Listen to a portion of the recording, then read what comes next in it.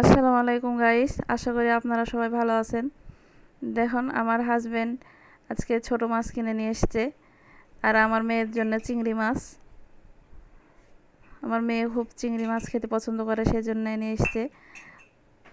1 পোয়া মতন নিয়ে এসেছে। আমি অর্ধেক রেখে দিয়েছি ফ্রিজে, আর অর্ধেক এখন কেটে নিব। মাছগুলান কেটে নেব এখন। ছোট গুচি মাছ, ট্যাংরা মাছ এবং বেলার মাছ সবগুলো এখন কেটে ধুয়ে নিলাম। সব কিছু রেডি করে নিয়েছি। দেখুন, পেঁয়াজ মরিচ কেটেছি।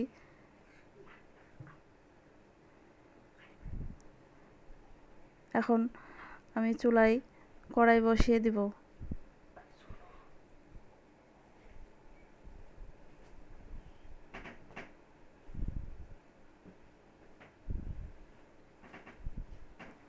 এই যে দেখেন, এখন কড়াইতে তেল দিয়ে দিলাম,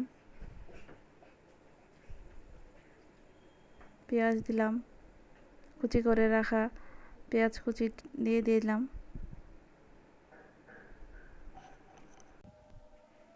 পেঁয়াজটা এখন তেলে একটু ভেজে নেব। একদম লালচে করব না, লালচে যদি বেশি হয়ে যায় তাহলে মশলা যখন দিব তখন ওগুলো পুড়ে যাবে, সেজন্য লালচে করব না। একটু হলদে ভাব আসতেই আমি সব ধরনের মশলা দিয়ে দিব।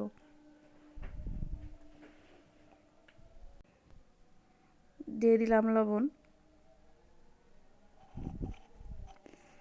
মরিচ গুঁড়া,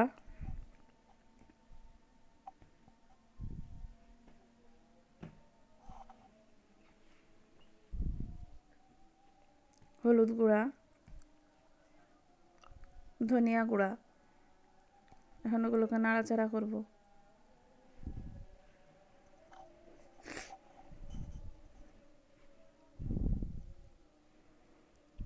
বাটা পেঁয়াজ দিলাম, আদা বাটা দিলাম,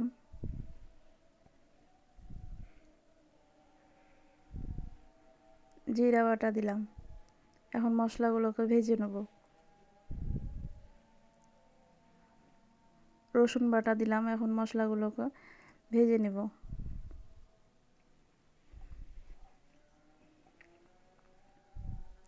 দেখেন, তখন কিন্তু পেঁয়াজটা লাল করেছিলাম না, আস্তে আস্তে মশলা টশলা দিতেই পেঁয়াজটা লাল হয়ে গেছে।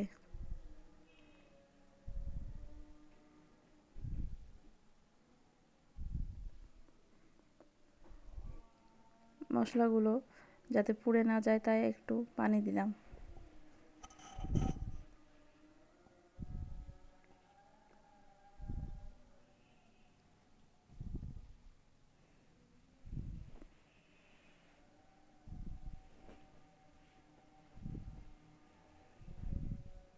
মশলাগুলো কষিয়ে ভেজে নেব, যাতে মশলাগুলোর কাঁচা কাঁচা ভাব, গন্ধটা না থাকে। এখন মাছ দিয়ে দেব।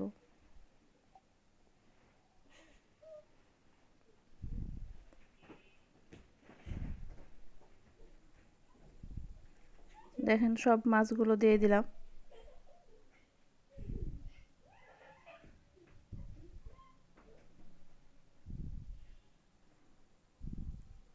এসব মাছ কিন্তু ভেজে রান্না করা যায় না।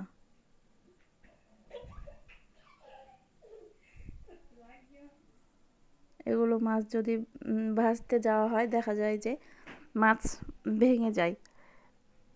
দেখেন, কষতে কষতে অনেকটা ভেঙে যেতে লাগবে। বেলার মাছ খুব লাজুক। জানি না আপনাদের কার দেশে কোন মাছকে কি বলে।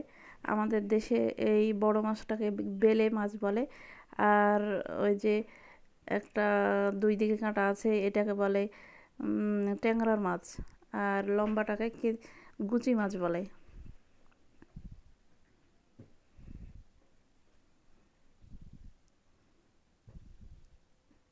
দেখেন, একটুতেই মাছ ভেঙে যেতে লেগেছে। একটু তো কষাবো, তারপরেও দেখা যাচ্ছে যে বেলের মাছটা ভেঙে যেতে লেগেছে।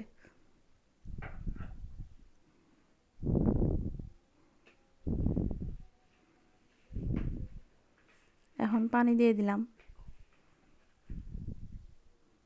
যে যেরকম ঝোল খাবেন, কারণ ছোট মাছের ঝোলটাই তো গুণ। যে যেরকম ঝোল খাবেন সেরকম পানি দিবেন।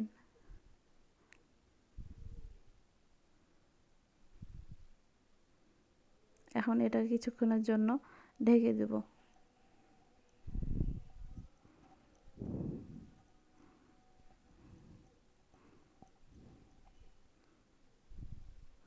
আপনারা হয়তো ফলো করেছেন যে আজকে আমি চুলাতে রান্না করছি না, আমি আজকে গ্যাসেই রান্না করছি।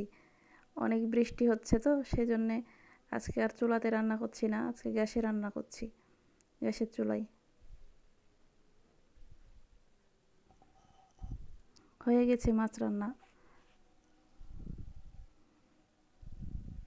এখন আমার মেয়ের জন্য চিংড়ি মাছ ভাজা করব।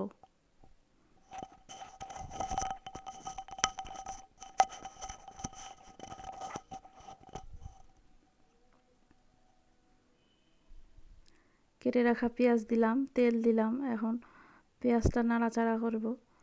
পেঁয়াজটা কিন্তু লাল না হতে চিংড়ি দিয়ে দিতে হবে, কারণ পেঁয়াজ আর চিংড়ি তো ভাজা।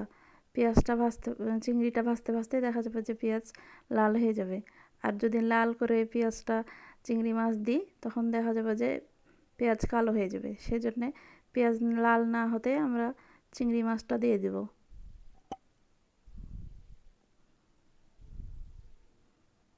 এখন চিংড়ি মাছটা দিয়ে দেব।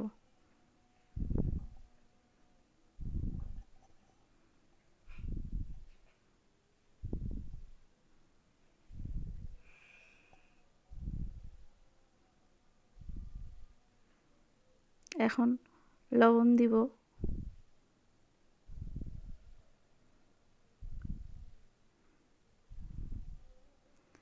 একটু মরিচের গুঁড়া, একটু হলুদের গুঁড়া,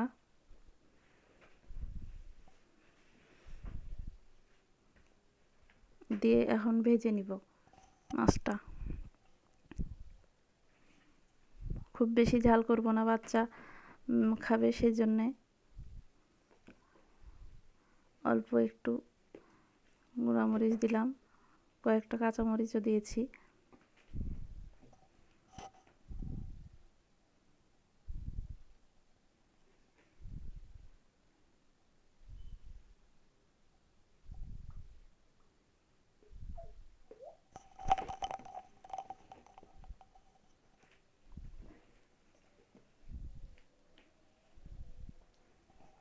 হয়ে গেছে প্রায়।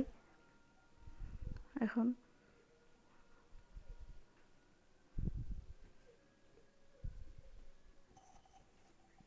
এখন আমি মাছটা নামিয়ে নিব। দেখেন আমার ছোট মাছের ঝোল এবং চিংড়ি মাছের ভাজা একদম তৈরি।